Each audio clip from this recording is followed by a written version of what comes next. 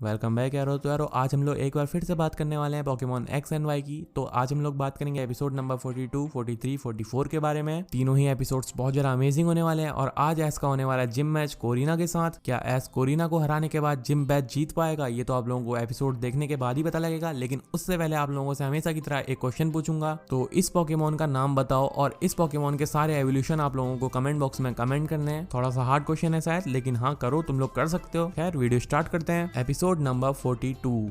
तो इस एपिसोड की शुरुआत में फाइनली हमारे हीरो सलो शहर पहुंच जाते हैं और एस फैसला करता है कि आज फाइनली वो कोरिना से मुकाबला करेगा। तो सलो शहर में पहुंचते हमारा हीरो एस जिम जाने के लिए बहुत ज्यादा उतावला होता है, तो वो सीधा ही जिम की ओर निकल पड़ता है। लेकिन वो जैसे ही जिम में पहुंचता है तो उसे जिम और उसके बीच में एक बड़ा सा समंदर दिखाई देता है। उस समंदर और जिम के बीच में कोई भी पुल नहीं होता। अब एस को बहुत ज्यादा चिंता होने लगती है। एस बहुत ज्यादा परेशान हो जाता है, आखिर वो जिम तक कैसे पहुंचे। उसी समय वहां पहुंच जाती है कोरिना। तो एस कोरिना से जिम तक पहुंचने का रास्ता पूछने लगता है। तो कोरिना एस से बोलती है तुम्हें थोड़ी देर तक इंतजार करना होगा, जैसे ही शाम होगी मैं तुम्हें रास्ता बता दूंगी। तो एस बोलता है शाम होने में तो अभी बहुत ज्यादा टाइम है। तो क्लेमेंट एस से बोलता है एस तुम तब तक क्यों ना प्रैक्टिस कर लो। तो एस थोड़ी सी प्रैक्टिस करने लगता है। अगर आपने पिछला एपिसोड देखा तो आप लोगों को पता होगा कि एस एक स्क्वेटल और उसके ट्रेनर से बहुत ज्यादा इंप्रेस हुआ था। वो डांस करते करते बहुत आसानी से किसी भी ट्रेनर को हरा देते थे। तो एस उसी तरकीब से कोरिना को हराने का सोचता है। तो एस भी डांस करने लगता है अपने पोकेमॉन्स के साथ, लेकिन एस को बिल्कुल भी डांस नहीं आता था। तो सरीना उसे कुछ डांस स्टेप सिखाती है। सरीना का कोई भी स्टेप एस को नहीं आ रहा था और एस बार बार गड़बड़ी कर दे रहा था। तो सरीना उससे बोलती है एस तुम्हारा अपना स्टाइल है, मैं तुम्हें कुछ नहीं सिखा सकती, तुम अपने स्टाइल से लड़ने की कोशिश करो। फाइनली शाम हो जाती है और कोरिना एस को आवाज लगाती है और बोलती है कि जिम तक पहुंचने का समय आ गया। तो जैसे ही हमारे हीरोज कोरिना की ओर देखते हैं तो वो बोलते हैं लेकिन रास्ता कहाँ है। उसी समय अचानक से समंदर के बीचों बीच अपने आप जिम तक पहुंचने का रास्ता बन जाता है। कोरिना हमारे हीरोज को जिम की ओर ले जाती है। हमारे हीरोज जैसे ही जिम में पहुंचते हैं उन्हें वही कोरिना के दादाजी मिलते हैं। तो कोरिना के दादाजी एस से बोलते हैं कि तुम्हें एक जिम में मुकाबला करने से पहले हमारी कहानी जाननी होगी, हमारे जिम के बारे में कुछ जानना होगा। तो कोरिना के दादाजी हमारे हीरोज को कहानी सुनाते हैं और बताते हैं कि कई साल पहले हमारे पूर्वज इस जगह में आए थे और इस जगह में उन्हें दो पत्थर मिले थे जो मेगा स्टोन और की स्टोन थे, और उनके पास एक लुकारियो था। जैसे ही उन्होंने उन पत्थरों का इस्तेमाल किया तो उनका लुकारियो मेगा इवॉल्व हो गया और उनका लुकारियो भी इस पूरी दुनिया का पहला मेगा इवॉल्व पोकेमॉन बना। तब से ही ये जगह पीढ़ी दर पीढ़ी हमारे परिवार वालों को सौंप दी जा रही है और वही इस जिम के जिम लीडर बन रहे हैं। वो एक बहुत ही ज्यादा महान पोकेमॉन ट्रेनर थे। कोरिना बोलती है मुझे भी उनके ही जितना ताकतवर पोकेमॉन ट्रेनर बनना है। तो कोरिना के दादाजी उनसे बोलते हैं कि तुम तो अभी जिम लीडर बनने के लिए भी तैयार नहीं हुई हो, पहले तुम्हें साबित करना होगा और जब तुम मुझे साबित करोगी तब मैं तुम्हें स्क्रोल ऑफ सीक्रेट दूंगा। हमारे हीरोज स्क्रोल ऑफ सीक्रेट का नाम सुनकर चौंक जाते हैं। तो उसके दादाजी उसे बताते हैं कि स्क्रोल ऑफ सीक्रेट इस जिम की कुछ जरूरी बातें याद दिलाता है। कोरिना बोलती है मैं अपनी पूरी मेहनत करूंगी और इतनी काबिल बनूंगी कि वो स्क्रोल ऑफ सीक्रेट आप मुझे खुद दोगे। वहीं टीम रॉकेट पहुंच जाती है और टीम रॉकेट उनकी सारी बातें सुन रही होती है। अब रात बहुत हो जाती है तो कोरिना के दादाजी हमारे हीरोज से बोलते हैं कि आज तुम थोड़ा रेस्ट कर लो, आज बहुत ज्यादा रात हो गई, कल सुबह होते ही तुम मुकाबला कर लेना। तो आज रात हमारे हीरोज यहीं रुकने का फैसला करते हैं। रात हो जाती है, सब सो जाते हैं। उसके बाद वहाँ टीम रॉकेट आती है और वो स्क्रोल ऑफ सीक्रेट चुराने की कोशिश करने लगती है। फिर वहीं पे लुकारियो की एक बड़ी सी मूर्ति बनी रहती है। तो टीम रॉकेट उसके अंदर हाथ डालती है और उन्हें स्क्रोल ऑफ सीक्रेट मिल जाता है। जैसे ही उन्हें स्क्रोल ऑफ सीक्रेट मिलता है वैसे ही जिम का पूरे अलार्म बज जाते हैं और कोरिना के दादाजी जग कर उनके सामने पहुंच जाते हैं। वो जैसे ही कोरिना के दादाजी को देखते हैं तो वो दूसरी ओर से भागने लगते हैं, लेकिन हमारे हीरोज उन्हें जाकर रोक लेते हैं, उनसे स्क्रोल ऑफ सीक्रेट छीन लेते हैं और टीम रॉकेट को वहां से भगा देते हैं। हमारे हीरोज कोरिना के दादाजी को स्क्रोल ऑफ सीक्रेट वापस कर देते हैं, लेकिन कोरिना के दादाजी उनसे बोलते हैं कि ये स्क्रोल ऑफ सीक्रेट लाने में तुम सभी लोगों ने मदद की है, तो इस स्क्रोल ऑफ सीक्रेट के बारे में मैं तुम सभी को बताऊंगा। उसमें जितनी भी चीजें लिखी होती हैं वो सारी चीजें कोरिना के दादाजी उन्हें पढ़कर सुनाने लगते हैं। उस स्क्रोल ऑफ सीक्रेट में बहुत बेतुकी बातें लिखी होती हैं, सुबह जल्दी उठना है, तुम्हें ट्रेनिंग करनी है, मतलब कोई भी जरूरी बात उसमें नहीं होती। हमारे हीरोज बोलते हैं क्या सुबह जल्दी उठना और खाना खाना, बस यही है तुम्हारा स्क्रोल ऑफ सीक्रेट। कोरिना के दादाजी बोलते हैं हाँ यही एक जिम लीडर की असली पहचान है। हमारे हीरोज बोलते हैं इतनी बेतुकी चीज को बचाने के लिए हमने इतनी मेहनत की है तो आप दोबारा भी लिख सकते थे। हमारे हीरोज सोचते हैं कि स्क्रोल ऑफ सीक्रेट में बहुत बड़ी बड़ी बातें लिखी होंगी, लेकिन ऐसा नहीं होता और ये एपिसोड यहीं पे खत्म हो जाता है। अब बात करेंगे एपिसोड नंबर 43 की। इसी एपिसोड में कोरिना और हमारे हीरो एस के बीच में मुकाबला होने वाला है। तो चलो स्टार्ट करते हैं ये एपिसोड भी। तो एपिसोड की शुरुआत में ही जिम बैटल स्टार्ट हो जाती है और कोरिना चुनती है अपने मिनफू को। मिनफू एक फाइटिंग टाइप पोकेमॉन होता है और एस चुनता है अपने हाउलूचा को भी, और हाउलूचा भी एक फाइटिंग टाइप पोकेमॉन है। तो हाउलूचा को बाहर निकालते ही हमारा हीरो एस डांस करने लगता है और एस के साथ साथ हाउलूचा और पिकाचू भी डांस करने लगते हैं। कोरिना बोलती है ओ तो ये है तुम्हारी तरकीब। हाउलूचा डांस तो बहुत अच्छा कर रहा था लेकिन मिनफू उसकी बहुत बुरी धुलाई कर देता है। हाउलूचा हारने वाला था, एस उसका हौसला बढ़ाता है और एस उससे बोलता है तुम अपनी पूरी जान लगा के लड़ो। हाउलूचा दोबारा खड़ा होता है और दोबारा मिनफू से लड़ने की कोशिश करने लगता है, लेकिन वो मिनफू बहुत ज्यादा ताकतवर था तो हाउलूचा उससे नहीं जीत पा रहा था। ऐश डांस करते करते हाउलूचा से सारे अटैक्स करवाता था, लेकिन हाउलूचा कोई भी अटैक अच्छे से नहीं कर पा रहा था। ऐश हारने वाला था।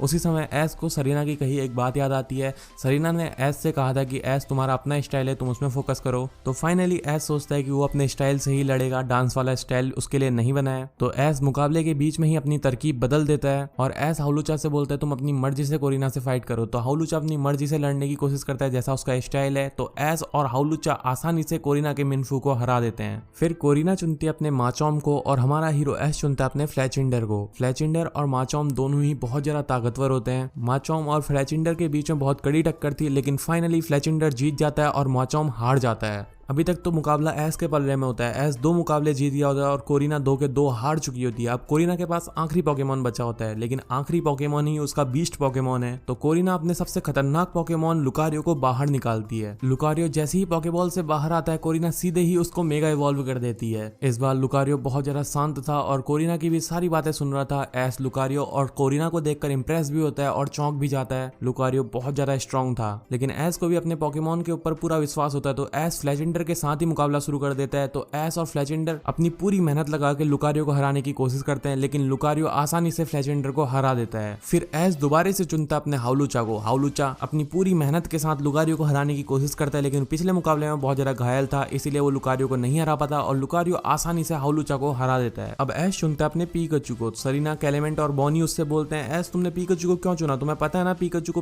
कितनी बुरी तरह हराया था पिछले मुकाबले में लुकारियो ने। ऐश बोलता है मुझे पता है, लेकिन मुझे अपने पीकाचू के ऊपर पूरा विश्वास है। अब पीकाचू की इज्जत का सवाल है। लुकारियो ने पीकाचू को पिछली बार बहुत बुरी तरह हराया है, वो भी कई बार। तो पीकाचू और लुकारियो के बीच में मुकाबला स्टार्ट हो जाता है। कोरिना ऐश को कड़ी टक्कर दे रही थी और कोरिना ऐश से बोलती है ऐश तुम अकेले ही ताकतवर नहीं बने, हमने भी पूरी प्रैक्टिस की है। लुकारियो एक के बाद एक अटैक मार रहा था पीकाचू के ऊपर। पीकाचू सारे अटैक्स से बचता है। फिर ऐश अपने अटैक्स का इस्तेमाल करने के लिए कहता है, तो पीकाचू अपने आयरन टेल, इलेक्ट्रोबॉल्ट, थंडरबॉल्ट सारे अटैक्स का इस्तेमाल करने कहता है। यहाँ से पीकाचू अटैक्स कर रहा था, वहां से लुकारियो। दोनों के अटैक्स जब बीच में टकराते हैं तो धुआं ही धुआं हो जाता है स्टेज में। जैसे ही धुआं हटता है तो दोनों पोकेमॉन्स घायल दिखाई देते हैं, लेकिन हमारा हीरो ऐश का पीकाचू खड़ा हो जाता है और लुकारियो हार चुका होता है और ये मुकाबला जीतता है हमारा हीरो ऐश। ऐश को उसका नया जिम बैच मिल जाता है। कोरिना ऐश से बोलती है ऐश तुम बहुत ज्यादा ताकतवर हो। जैसा कि आप लोगों को पता होगा कोरिना और ऐश दोनों बेस्ट फ्रेंड्स बन चुके हैं, तो कोरिना ऐश के लिए खुश भी होती है बहुत ज्यादा और कोरिना हंसते हंसते ऐश को उसका जिम बैच देती है। हमारे हीरो ऐश को मिल जाता है उसका तीसरा जिम बैच। बहुत देर तक बातें करने के बाद दोनों एक दूसरे को अलविदा कह देते हैं और हमारा हीरो ऐश निकल पड़ता है अपने चौथे जिम बैच की ओर और यहीं पे ये एपिसोड खत्म हो जाता है। अब एपिसोड नंबर 44।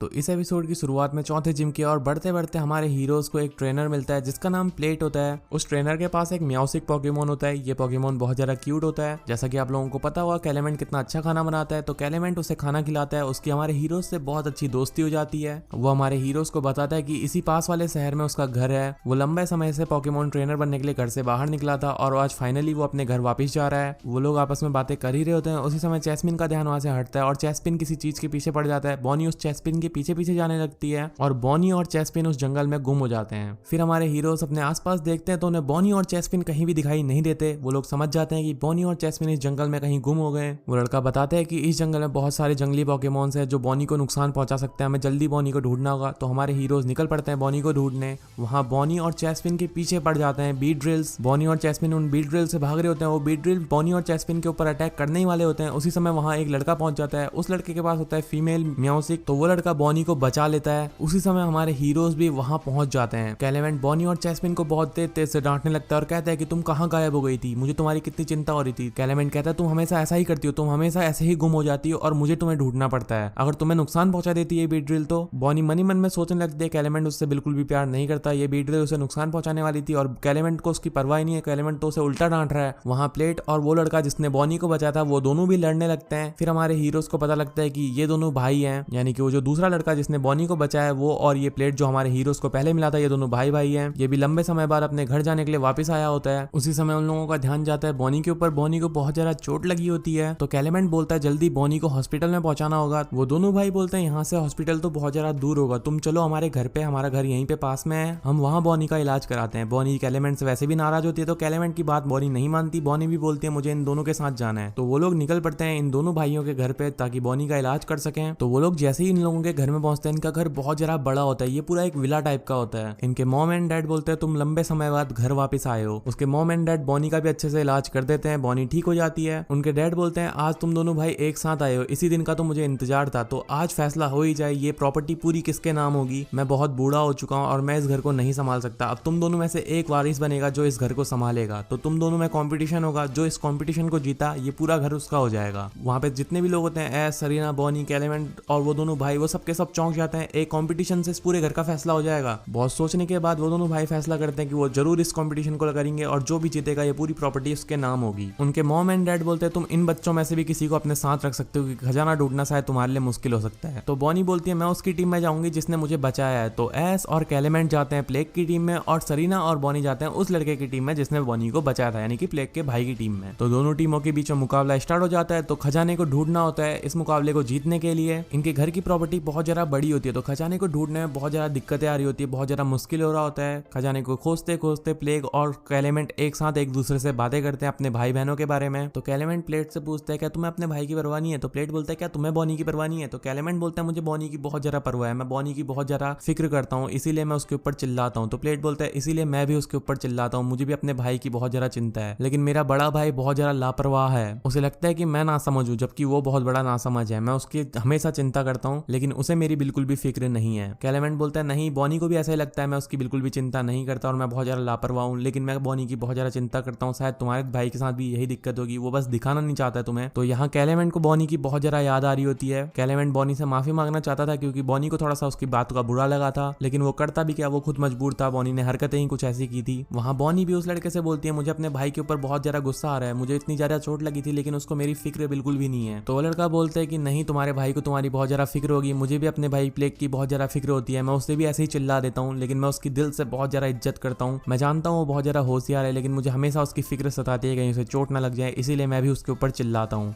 तो बॉनी बोलती है क्या, तो मतलब कैलेमेंट मेरी परवाह करता है इसीलिए मेरे ऊपर चिल्ला रहा। तो बॉनी को भी फाइनली समझ में आ जाता है कि कैलेमेंट उसकी बस परवाह करता है इसीलिए उसके ऊपर चिल्ला रहा था। वो लड़का बोलता है मुझे भी अपने भाई की बहुत ज्यादा चिंता है, मैं ये मुकाबला बिल्कुल भी नहीं जीतना चाहता, मैं चाहता हूँ कि ये मुकाबला मेरा छोटा भाई जीते। तो बॉनी उससे बोलती है तो तुम खेलो ही मत ना, तुम्हारा भाई अपने आप जीत जाएगा। तो वो बॉनी से बोलता है कि नहीं, मैं इस मुकाबले को खेलना चाहता हूँ, मैं उसके ऊपर कोई एहसान नहीं करना चाहता, बस मैं ये चाहता हूँ कि वो जीत जाए, इसलिए मैं भले इस खजाने को जीत लूंगा लेकिन मैं उसे अपने भाई को लौटा दूंगा, मेरे को ये खजाना, ये प्रॉपर्टी कुछ नहीं चाहिए। तो बॉनी समझ जाती है कि ये भी अपने भाई से बहुत ज्यादा प्यार करता है। फिर ये अपने बचपन की कहानी बॉनी को सुनाने लगता है और वहाँ प्लेग अपने बचपन की कहानी कैलेमेंट को सुनाने लगता है। वो लोग बताते हैं कि एक बार हम लोग अपने घर वालों के लिए कुछ मालाएं, कुछ फूल सजाने के लिए इस पेड़ के पास आया करते थे अक्सर, और हम दोनों भाई मिलकर इस फूलों को चुना करते थे और अपने मॉम एंड डैड को इन फूलों का गिफ्ट दिया करते थे। फिर उसी समय दोनों को समझ में आता है ओ तो खजाना यहाँ पे रखा है, तो दोनों उसी जगह में पहुंचते हैं और उन्हें फाइनली याद आ जाता है कि खजाना उनके डैड ने यहीं छुपाया होगा जिस पेड़ के पास वो लोग अक्सर फूल चुनने आया करते थे। उसी समय उस पेड़ के पीछे से एक एक्सप्लोड निकलता है, तो वो एक्सप्लोड प्लेग के ऊपर हमला कर देता है। उसका प्लेग का भाई उस प्लेग को बचाने के लिए अपने